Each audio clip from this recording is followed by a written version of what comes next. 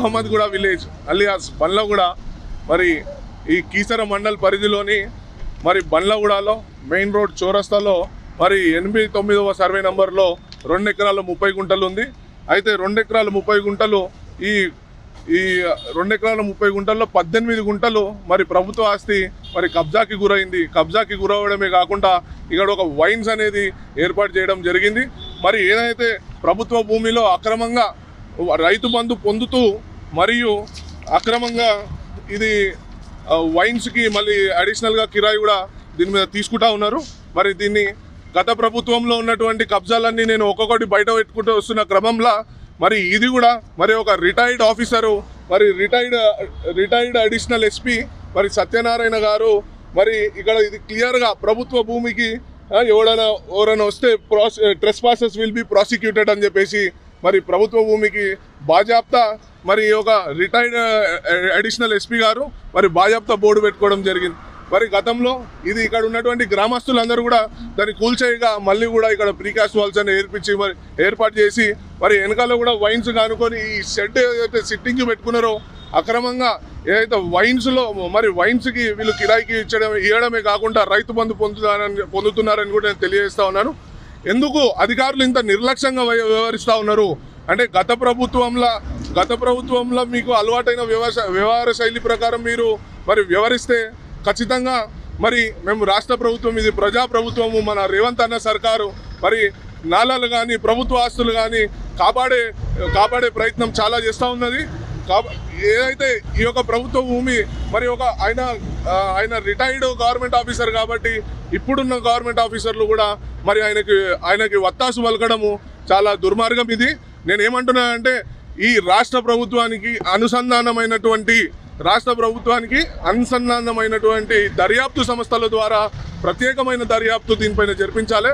ఖచ్చితంగా ఈ యొక్క ప్రభుత్వ ఆస్తి మరి కోట్లాది రూపాయల 20 కోట్ల పైచిలకు మరి ఇది ఒక కోట్లాది రూపాయల ప్రభుత్వ ఆస్తి కాపాడాల్సినటువంటి బాధ్యత ఒక యువకునిగా యువజన కాంగ్రెస్ నాయకునిగా నా పైన ఉంది. కాబట్టి మరి ఈ అక్రమార్కులని వీళ్ళపైన పీడీ యాక్ట్ కేసులు కూడా నమోదు చేయాలి. అంటే నన్ను గతంలో టీఆర్ఎస్ ప్రభుత్వంలో మరి నేను ఇట్లే ప్రశ్నిస్తుంటే నా పైన అక్రమ కేసులు పెట్టారు. మరి నన్ను జైళ్ళకు పంపించినప్పుడే భయపడలే.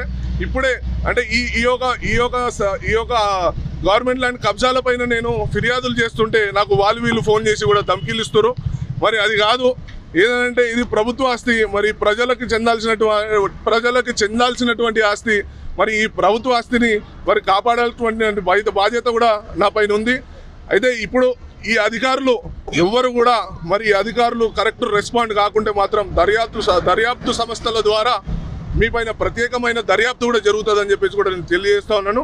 దీన్ని ఒకవేళ త్వరలో అధికారులు దీన్ని కూల్చివేసి మరి ఎక్సైజ్ శాఖ వారు కూడా ఈ వైన్స్ని ఈ యొక్క లైసెన్స్ కూడా క్యాన్సిల్ చేయాలని చెప్పేసి కూడా నేను డిమాండ్ చేస్తూ ఉన్నాను. అధికారులు కనుక కూల్చకుంటే మాత్రం ఖచ్చితంగా మీపై న్యాయ పోరాటం చేస్తానని చెప్పేసి కూడా తెలియజేస్తా ఉన్నాను. గతంలో కూడా ఇది నాకు ఇన్ఫర్మేషన్ లోకల్ ఊరు పెద్ద మనుషులే ఇచ్చారు. ఇక్కడ మా ఊర్లో ఇళ్లను నేను గత మనుషులే ఇచ్చారు. ఇక్కడ మా దగ్గర కూడా అన్యాయంగా మెయిన్ రోడ్ బిట్టు 18 గుంటలు 20 కోట్ల పై చిలుకు భూమి ఇక్కడ కబ్జా అయిందని చెప్తే మరి చూస్తూ ఊరుకోవాలా? ఇది ప్రజాప్రభుత్వము, రైజింగ్ నంబర్ 1 తెలంగాణ ప్రభుత్వము. అందుకే ఇప్పుడు 8-9వ తారీఖులో మరి ప్రజాప్రభుత్వం చేసినటువంటి మంచి పనులను కూడా మరి మీరు 8-9వ తారీఖు కూడా మనం సంబరాలు చేసుకోబోతా ఉన్నాము. ఖచ్చితంగా రేవంత్ అన్న ఈ యొక్క ప్రభుత్వ భూమి మేము ఈ ఫిర్యాదు కూడా ఖచ్చితంగా పొంగులేటి శ్రీనివాస్ రెడ్డి అన్న దగ్గరికి తీసుకుపోతాము. మరియు రెవెన్యూ శాఖ మంత్రులు కాకుండా కానీ ముఖ్యమంత్రి గారు కూడా ఖచ్చితంగా మేము ఈ యొక్క ఫిర్యాదు తీసుకోబోయి కోట్లాది రూపాయల ప్రభుత్వ ఆస్తి కూడా మేము కాపాడుతామని చెప్పేసి కూడా తెలియజేస్తా ఉన్నాం. ఎంఆర్ఓ గారు కలిసినాము రీసెంట్ డేస్లో. దానికంటే ముందు ఎంఆర్ఓ గారికి అంటే గతంలో ఉన్నటువంటి ఎంఆర్ఓ గారికి కూడా ఫిర్యాదులు ఉన్నాయి, అవన్నీ కూడా డాక్యుమెంట్స్ ఉన్నాయి క్లారిటీగా. మరి కలెక్టర్ గారు కూడా కంప్లైంట్ చేశారు.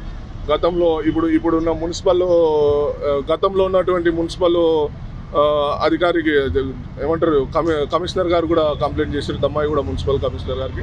అవన్నీ డాక్యుమెంట్లు ఉన్నా కానీ గత ప్రభుత్వంలో ఎందుకు జరగలేదు అని అంటే గత ప్రభుత్వంలో ఈ యొక్క సత్యనారాయణ అనే సారు మరి ఆయన అడిషనల్ రిటైర్డ్ ఎస్పీ మరి ఆయన గత ప్రభుత్వంలో ఆయనకి కేటీఆర్కి సంబంధించినటువంటి ఓఎస్డి పరిచయము, నాకు మంచి సమాచారం ఉంది.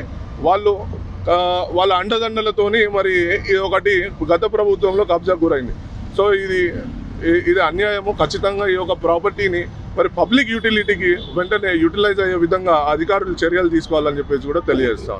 మీకు వార్తలు రాయడం, విశ్లేషణ చేయడం వచ్చా? అన్యాయాన్ని ప్రశ్నించడం తెలుసా? ఇంకెందుకు ఆలస్యం? క్యూ న్యూస్ మిమ్మల్ని ఆహ్వానిస్తుంది. ఉమ్మడి ఆదిలాబాద్, వరంగల్, కరీంనగర్, నిజామాబాద్, ఖమ్మం, మెదక్, రంగారెడ్డి, హైదరాబాద్, మహబూబ్ నగర్ జిల్లాలకు రిపోర్టర్స్ కావాలను సంప్రదించవలసిన ఫోన్ నెంబర్ 8688926084.